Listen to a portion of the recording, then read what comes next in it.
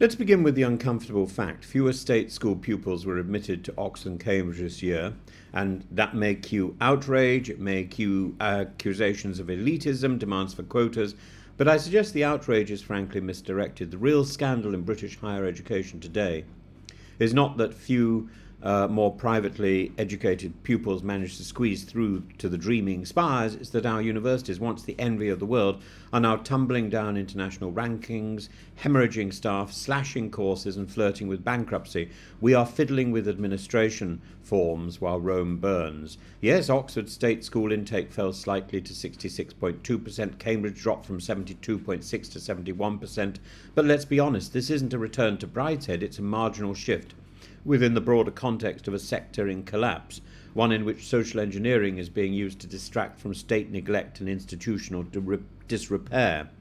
And we shouldn't pretend that universities exist simply to satisfy diversity targets. They exist to educate, to conduct research, to expand the frontiers of knowledge, and they are not just finishing schools for the professional class, whether they are from state schools or private schools. They are crucibles of civilization, or at least they were. We've now reached the point where 61% of UK universities fell in the last QS World University rankings.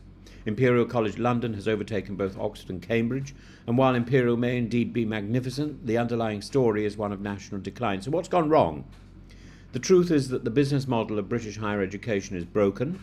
For years, universities have been encouraged to take on more students, freeze domestic tuition fees, paper over the cracks by aggressively recruiting international students, who, of course, pay far more. This Faustian pact worked for a while, but post-Brexit visa restrictions, Home Office hostility, and global competition have triggered a sharp decline in international enrolment, and universities are now selling off buildings, cutting staff, collapsing courses, simply to stay afloat. And yet, in the face of all this, the political classes choose to fixate on whether Oxford has admitted enough comprehensive school pupils this year, as if admission parity were the same as academic progress, as if narrowing the funnel matters more than filling the tank. Now, we're told the state sector is still recovering from COVID disruption. We're told poorer students are more likely to apply to more competitive courses. We're told that grammar school students have higher success rates than comprehensives, and all of this may be true. But the deeper issue is that the focus on access is being used to conceal the real crisis, a decline in standards, in status, and in funding. Oxford and Cambridge still attract top talent, but they are not immune, and beyond Oxford and Cambridge, the situation is dire. Nearly half of all universities in England expect to be in deficit this year. Some face insolvency. The average graduate debt now exceeds £53,000. Yet universities are somehow expected to perform world-class research, offer elite teaching, maintain their estates, serve as engines of social mobility, all while systematically starved of funds. Meanwhile, ministers sermonise about expanding opportunity and levelling up access. But what they're really doing is dodging responsibility. The government is not investing, it's not reforming, it's not rescuing the sector. It's issuing platitudes while universities bleed on the pavement. We need a reset, not in policy, but in principle.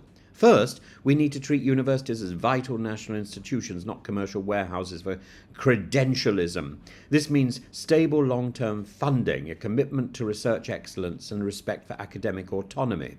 Second, we must recognise that Oxbridge is not the problem, it's a barometer. If even Oxford and Cambridge are slipping in the world rankings, it means the entire system is under threat. Third, we must stop measuring fairness purely by intake and identity and start measuring it by quality, access to opportunity, post-graduation and research output. Let's not focus on only who gets in, but what they do once they arrive. And finally, we must consider the entire financing structure. Fees have been frozen for a decade, inflation has gutted their value, international students can no longer be relied upon to prop up the system. The model is not merely unsustainable, it's irrational. And so a warning, if we continue down this road, we will not have to worry about whether Oxbridge is admitting too many privately educated pupils. We'll have to worry about whether anyone at all is applying to British universities, because the best students, both home and international, will go elsewhere. We are a country with a centuries-old tradition of learning. Let's not allow the tradition to perish because we lacked the courage to invest in the minds of the future.